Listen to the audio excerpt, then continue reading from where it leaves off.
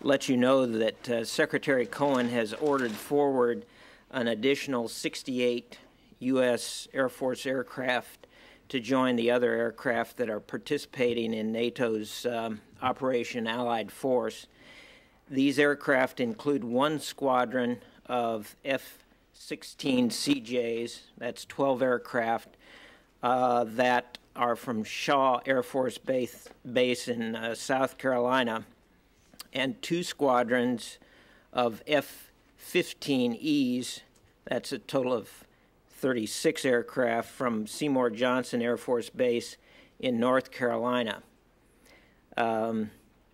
Those 16s and 15s are, of course, from the Air Force's Air Combat Command. In addition to those aircraft, from the Air Mobility Command, now being ordered forward are an additional 20 KC-135 tanker aircraft or equivalents. These additional aircraft are part of the 176 aircraft that were in that increment that Secretary Cohen approved for deployment on May the 6th in response to General Clark's earlier request. The 68 aircraft bring to a total of 129 the number of aircraft deployed under that May 6th announcement, and to a total of 769 the number of U.S. aircraft currently deployed for Operation Allied Force. Deployed or committed? Or deployed? No, deployed or about to deploy in the case of these aircraft. These aircraft, by the way, will not actually start moving until early next week, and they'll be moving over the course of about 7 or 8 days. Where are they going, Mike? We'll announce that once they get there, but European bases. These are different from the 54, I believe it was, including NATO and U.S. aircraft that were going to include the ones that go to Turkey? Well, we have announced aircraft that have gone to Hungary. We've announced aircraft A-10s that have gone to Italy. These are different group of aircraft. Those were also part of the 176. Right. Yeah. Okay. Yeah. Can I ask what number one, the United States reaction to these reports that Slobodan Milosevic has Can we finish this line of questioning first, Charlie? I mean, on these aircraft, the 16 CJs, right, these are harm firers. Maybe I should ask General Wald, but this is, again, to take out the IADs, or principally go against the IADs? See, special enemy defense, so give actual real-time support to the attack packages if a SAM were to come up or something. Thank you. It's good to be Charlie. Charlie? What's the United States' reaction to these reports that Slobodan Milosevic has accepted, in principle, has accepted all of NATO's demands? Well, Charlie, at this point, we have seen no action that indicates that has occurred. We have not seen any signs of an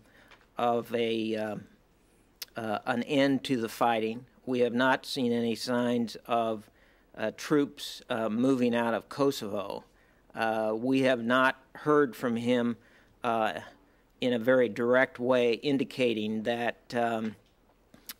he is looking for an international peacekeeping force built around NATO command and control that would enforce the peace there, and certainly have seen no invitation for the displaced people to return to their homes. So at this point, our intention is to continue the air campaign and to continue to intensify the air campaign, as General Clark and Secretary General Solana indicated earlier today.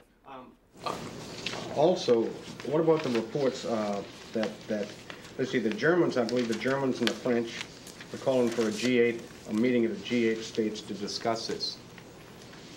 Well, Charlie, I think that everybody is open to any kind of diplomatic efforts that could bring an end to the fighting that is going on over in the Federal Republic of Yugoslavia.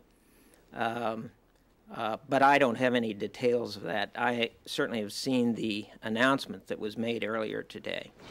I'm sorry, could I just ask one more? What about the report in the New York Times that the SecDef flew to Germany on Thursday for a one-day meeting with the defense ministers of Italy, France, and Britain on this whole situation and the possible use of ground troops?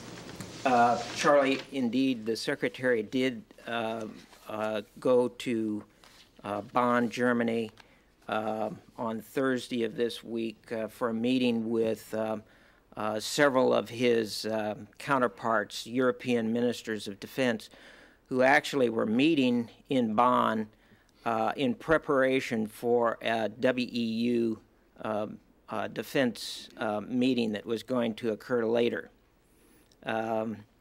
Secretary Cohen views this as an extension of the consultations that he has on a continuing basis with his counterparts. In that meeting, the ministers discussed the full range of issues that are being discussed publicly regarding Kosovo. They agreed that the air campaign is working and should continue on its the course to intensify it. They agreed that NATO should continue to strike a wide range of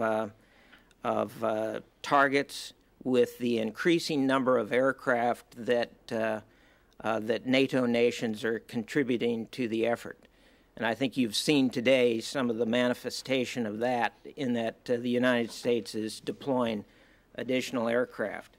They also agreed that the expanded K4, which was recently approved by the NAC, should be deployed as soon as possible so that it will be in place to enforce a peace agreement when that occurs.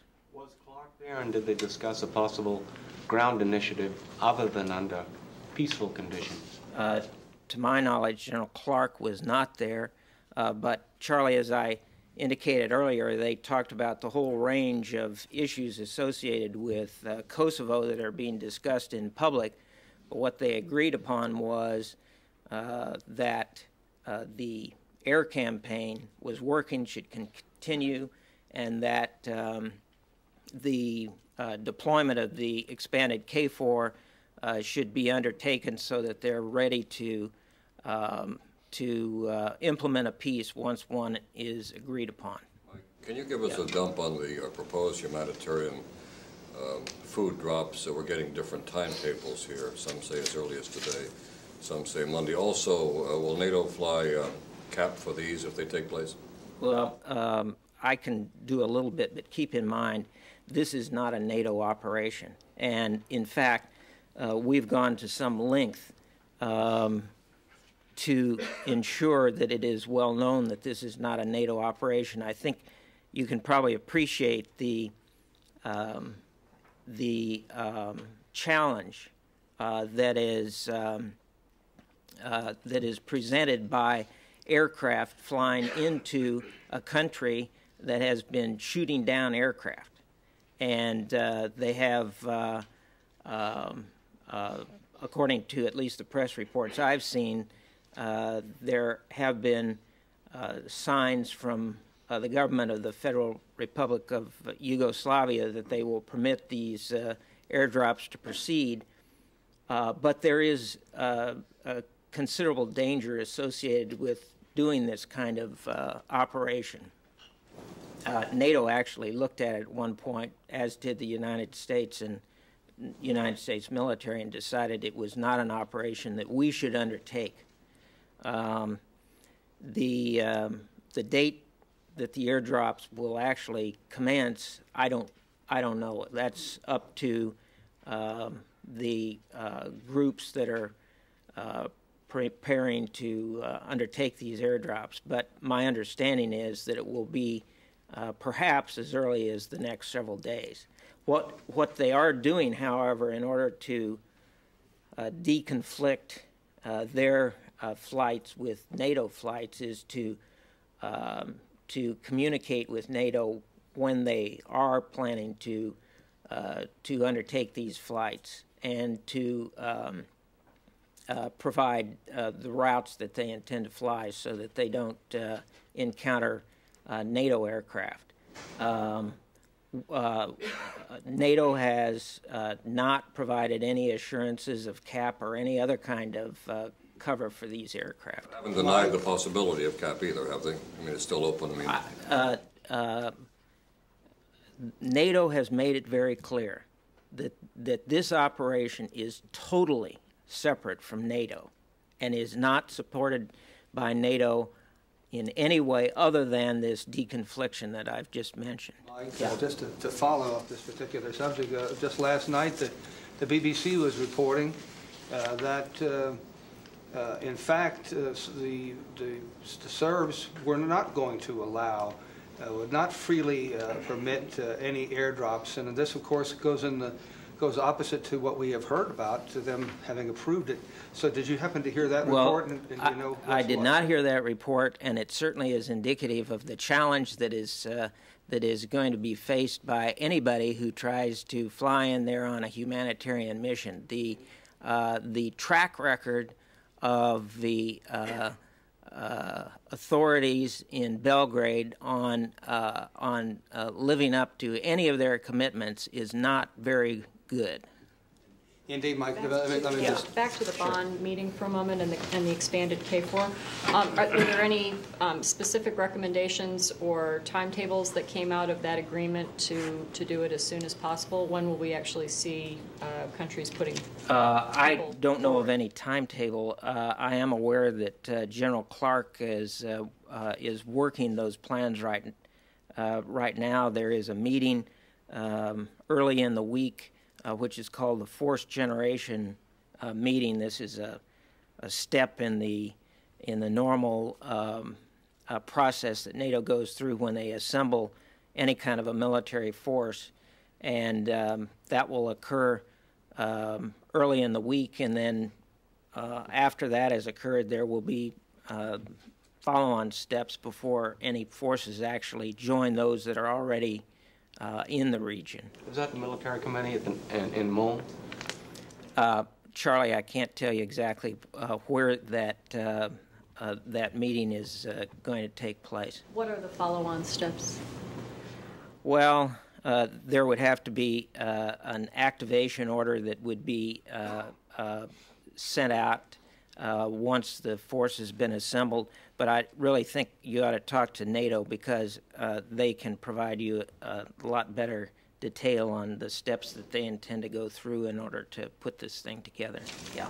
Why is the Pentagon just talking about this trip today? What's the reason for the secrecy surrounding the trip?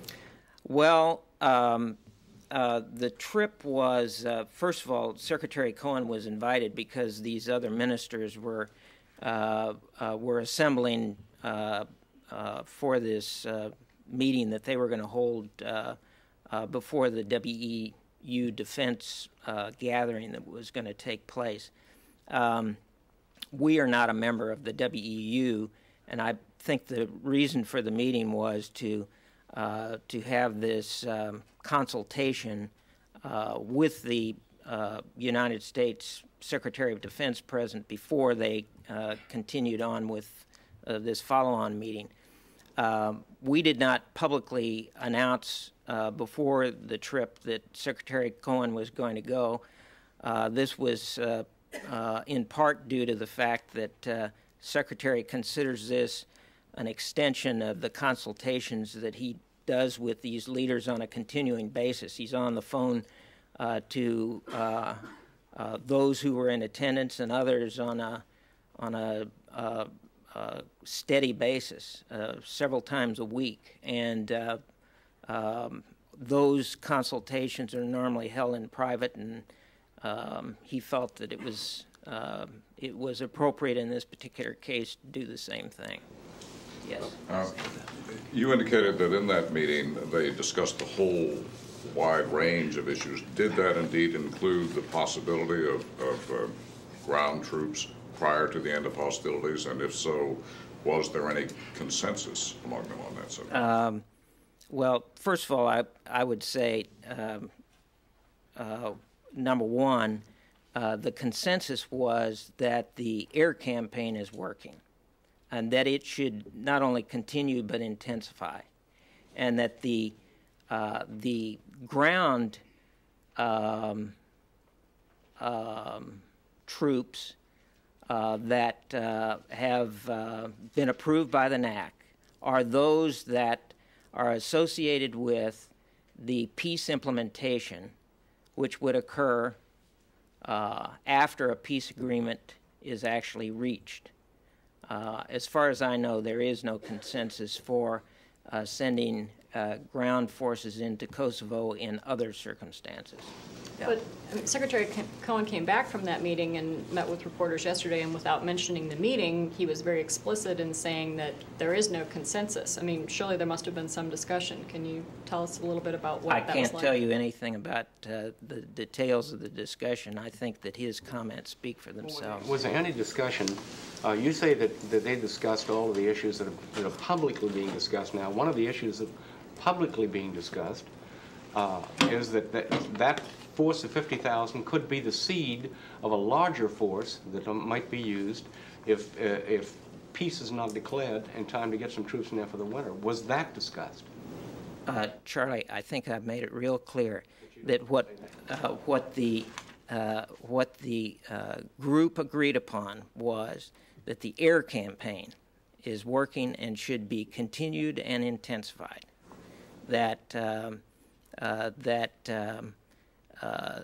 the NAC-approved expanded K4 should be deployed as quickly as possible so that it will be in a position to move into Kosovo and establish a peace once an agreement is reached. But that's NATO's line and the U.S. line. Mikey, you're telling me that nobody is discussing, these defense ministers are not discussing and have not discussed the possibility of an expanded force moving in under other than peaceful conditions? They didn't discuss that and are not discussing that?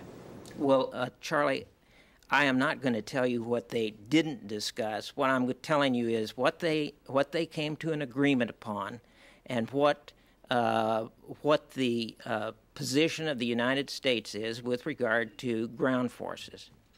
Our policy on that has not changed. So you're not saying that they didn't Well, they discussed everything that you would think that anyone would discuss in a position of authority with regard to this operation. Yes. Several members of Congress, including President Clinton, President Carter, told CNN that you cannot win the war in Yugoslavia without ground forces. Also, at the same time, you said that airstrikes are winning the war. But why, for so long, 64 days, he's still in power? Well, I can't tell you why Milosevic is holding on as long as he is holding on. What I can tell you, and what you've seen in the briefings that we've given over the last several weeks, is that systematically we are degrading and destroying the Yugoslav forces who are operating in Kosovo, and we are systematically taking the steps that reduce his ability to command and control, to resupply those forces, to keep those forces going so that they become less and less effective to the point that at some point they will become totally ineffective. Also, if and when there is an agreement, peace agreement, what kind of role you think Yugoslavian forces will play in international forces? I can't predict what role they might play. Yeah. New subject. British and U.S. jets fired on in the southern no-fly zone in Iraq yesterday. Can you tell us any more about that? I mean, I think I can't tell you any more. There's a press release that was put out, and and I think that's available in DDI. But it seems like in recent incidents, it's been more in the north and more that the planes were illuminated by radar as opposed to actually fired on. Does this represent any greater threat or concern? Well, I think you're aware that we continue to enforce the no-fly zones both in the north and the south, and when we encounter any kind of a threat, we take appropriate action, and that's what we've been doing for several years, and we'll continue to do that. Thank you. On the additional 68 U.S. planes, we've seen over the past week record after record set in terms of number of attack sorties. What will this do to allow you to further intensify? We expect to see. Well, this will be a good point for me to ask General Wald to come up here, because he's going to show you how green the weather chart is, and he may be able to also answer that very good question. Sir.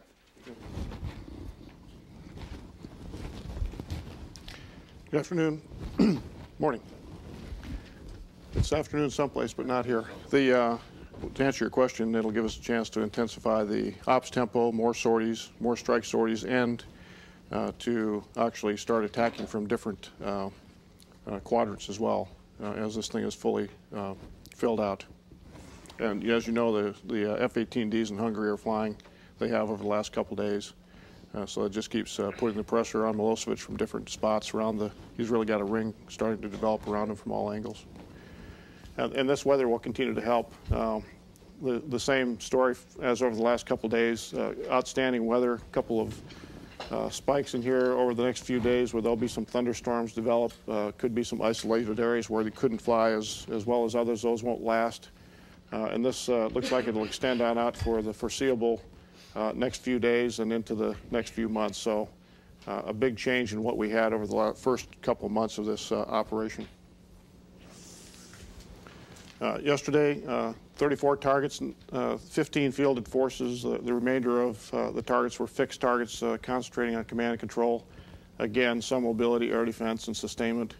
They had 19 artillery pieces that they knew of yesterday, most of them in the southwest Kosovo area where the VJ and UK have had some clashes over the last few days. And as the VJ and MUP fire their artillery, they're detected, and then we go ahead and attack them and destroy them. How many sorties, General?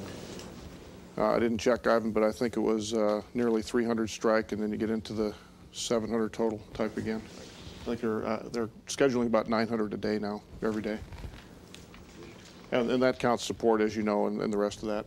The refugee movement continues out of Kosovo. They still did have about 1,500 I should say, come out of the last 24 hours, about 1,000 into the fire round, but they actually had 2,200 leave Macedonia yesterday, which is good because they're decreasing the load there. Fort Dix had some refugees depart yesterday, and we've talked about humanitarian airdrops. How many IDPs do you still estimate are in Kosovo? The numbers, UNHCR is sticking with about 250,000 to 700,000. There are different estimates. Some are a lot lower than that as they come out. Obviously, it's going down around the 550,000 range. The refugees total are still at about 1.6 million at the top end. The camps are continuing to grow. The food continues to come in. They can support nearly over 750,000 people now, and the shelter is going up towards 1 million. General McDuffie mentioned yesterday that several of the refugees, the large majority actually in Albania and some in the Fire Ram, are living with host families, which is good. And they're getting into a little more of a routine in camp life, as you can see.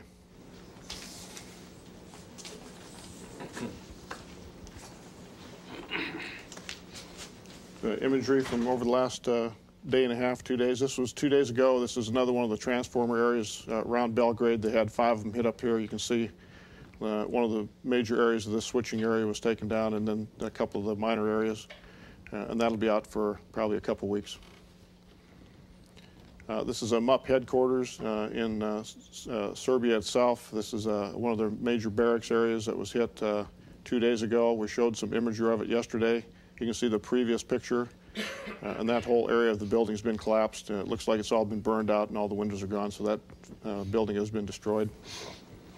This is another VJ and MUP combined Army garrison in southwest Kosovo. You can see the major headquarters building has a bomb through the top of it, so it probably is destroyed inside. These other buildings have been destroyed and burned. So another one of their barracks area has been taken down. The Marizit border post, they have about 24 of these along the border that monitor the coming and going and actually direct artillery. This is another one. We've taken about 2/3 of these down. This has been totally destroyed. There's some question that came out in the press, I think, and I'm not sure whether it was Serbia reported it or it was just open press, but that they have a Vinca nuclear research station installation that has actually been non-operational since before this operation started, and there was a claim that we had some collateral damage on that over the last couple of days. This picture was taken last night. The expert photo interpreters have looked at it as close as they can, and we see no indication whatsoever of any damage that would have been caused by any bombing. The closest we've gotten to there is over several kilometers away in any attack, so we cannot find any damage whatsoever that we could tell from this picture. Of course, we're not on the ground, but we doubt very seriously if there's any damage whatsoever to that facility. Where's that located, General? It's in southeast of Belgrade. About how far, do you know? I don't know, and I'll check for you. What sort of research is done there? They were doing nuclear research for nuclear power, and it's been non-functional for, like I said, since before this started, and I think for probably over a year. But as you can see, they took a close look. We've looked as hard as we can. We can't see any damage to it at all. There may be damage inside, but any weapons production capability there? None that we know of, purely for power. This is Alexinac. We've hit this area several times. You can probably tell why. There's a lot of buildings in it. It's one of the major military garrison for vehicle storage, etc. I showed some film of that before. I'll show some today. We hit it in 4 places. Yesterday there were 4 places aimed at. One of the bombs landed along in the field. There was some claim of some collateral there yesterday. We can find no indication whatsoever where any of our bombs landed where there could have been collateral. Now, there was collateral on 5 April here, so we're not sure what the report's all about. We cannot find any reason why we would have had collateral there.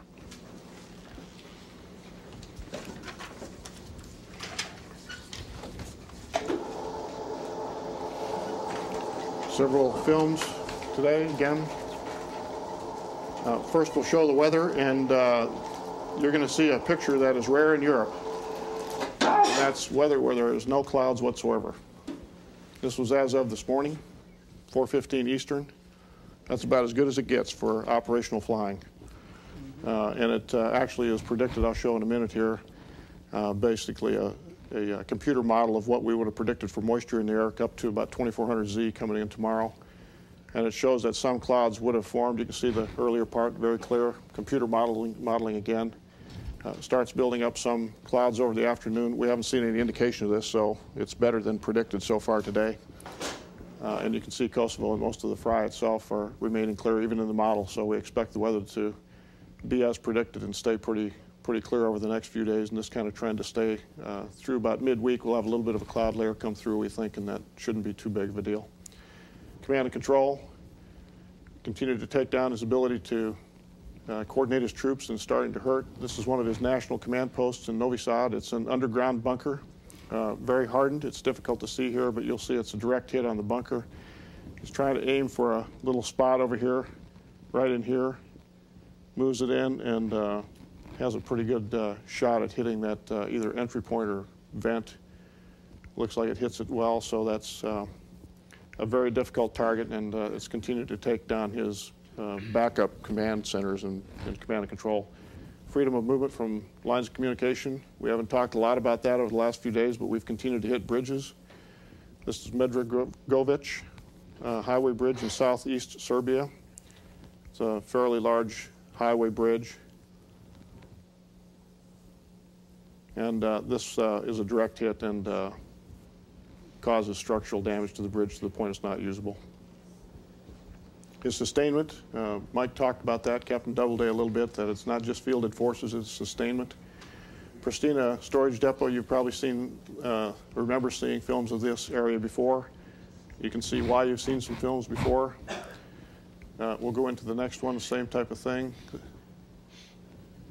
Lost our film. Okay, unless we can get that back up, I'll show it to you in a bit. Okay. Why don't we stop the film for a minute and then we'll go back. Oh, somebody bumped it back there. Okay, you can bring the lights up and we'll have questions. General, you said that, excuse me, that Mike said that this would bring the total number of planes deployed or about to deploy to 769. What's the Allied force again? They're at over 320. So the total is about 1,089 with that new group coming in. Any other questions? If not, we can go for Memorial Day weekend. General, about the airdrops, I realize Mike said that there would be some type of notice, I guess, from the people dropping the humanitarian. What NATO has asked for is that those individual private organizations that are going to fly the airdrops, that if they would notify NATO, that their flights would be placed on the air tasking order as information for the NATO air crew, and then they could deconflict, at least know where they're going to be. And I think they're going to have a monitoring frequency of some sort they can listen to.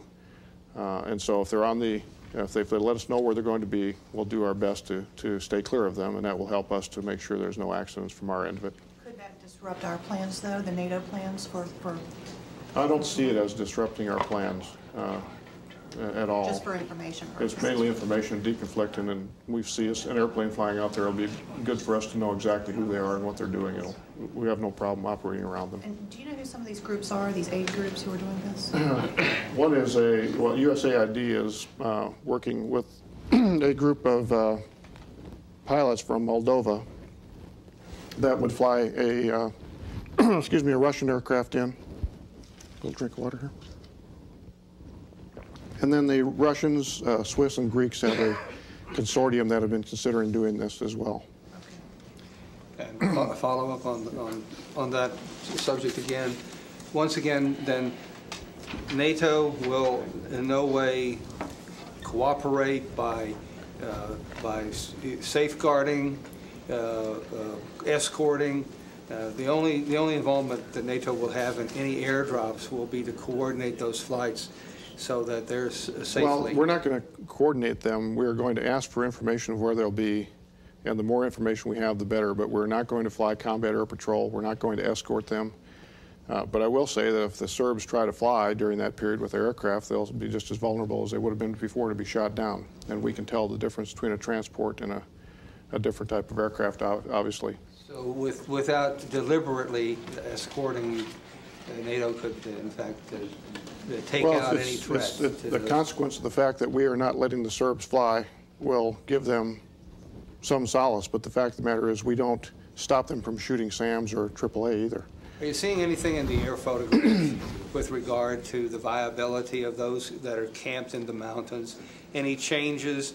Have you done any body counts? I mean, counts of the people that are in these camps, et cetera, to tell us the kind of what their status is as far as their health is concerned? The only counting we've heard is from either humanitarian organizations that have had access to them, or reports of refugees coming out of Kosovo, or with different types of imagery trying to count. But we have no knowledge of or actual data to tell you exactly how many are in certain camps. Nothing from the imagery, huh?